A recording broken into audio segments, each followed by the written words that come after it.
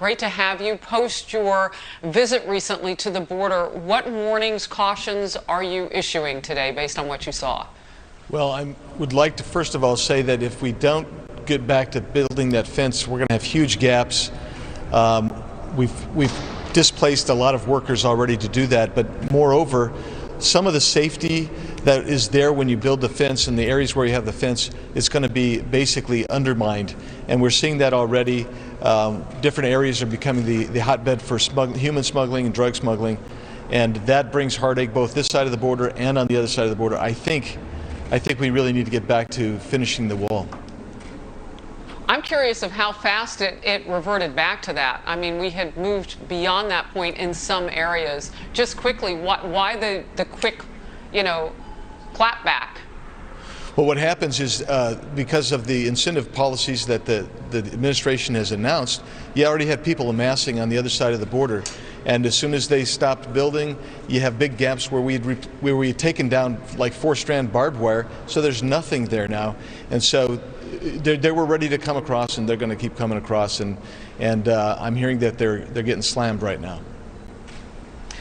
Congressman, you and some fellow Republicans went south. That's what I just told our audience. Now we'll get more detail this week, where they are building the border wall that had stopped. That it was going on, now it's stopped. You tweeted this: "My colleagues and I observed the equipment that these workers left behind as they were forced to leave the project. It was a sober reminder not just of the callousness toward a secure border, but of the wasteland of lost jobs in the wake of Biden's radical policies."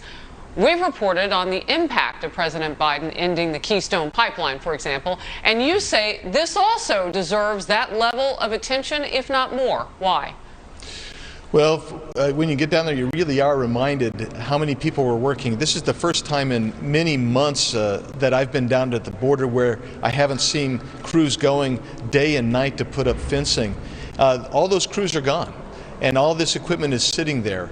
And I talked to one of the developers or builders of the wall just yesterday. He's working on infrastructure. They're going to lay off an additional 60 people this week. He doesn't want to lay them off, but they don't have the work. And that's one more aspect of this, that humanity aspect that is forgotten, of these people making good wages, working hard, skilled labor, and they're out of work all of a sudden. Yeah, I know that area well. Nogales, Rio Rico, got married down there. When you talk about 60 jobs, you don't just mean 60 jobs. The collateral damage of that spreads because there's so many small businesses supporting those efforts. I'll move to this. Democrats are preparing to debate a resolution stripping Congresswoman Marjorie Taylor Greene of her committee assignments because of past statements in support of conspiracy theories.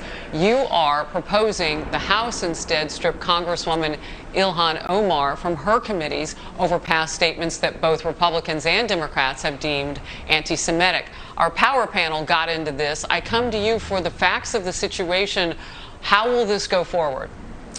Well, it looks like they may not actually have the rules hearing today. We'll see how that plays out. But the Democrats actually have the authority to remove Marjorie Taylor Greene from her committees. But we're talking about statements that were made before she was even ever a candidate to Congress.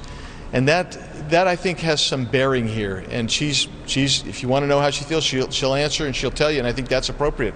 On the other hand, you have statements from Ilhan Omar and actually from Nancy Pelosi or Maxine Waters, Representative Presley, a whole plethora of folks who, while they're sitting here, that made offensive or dangerous statements as well. And we're really trying to say, look, if it's good for the goose, it's good for the gander. But maybe what should happen is you let Republicans take care of our own, and you Democrats take care of your own. And when someone is elected, by the way, most of these statements were already known when she was running. She won overwhelmingly. It's an interesting point. Yeah, it's an interesting point. And on our power panel moments ago, the query was about whether or not you just let the voters decide on this. And by the way, I want to point out to our audience, no one is defending anything that either of these women has said. Right. You're talking about a course that goes ahead, committee, so on and so forth. What happens with them now? Congressman Biggs, it's always a wonderful pleasure to have you on the program. First person, eyes on the border for us. Appreciate it. Thank you. Thank you, Harris.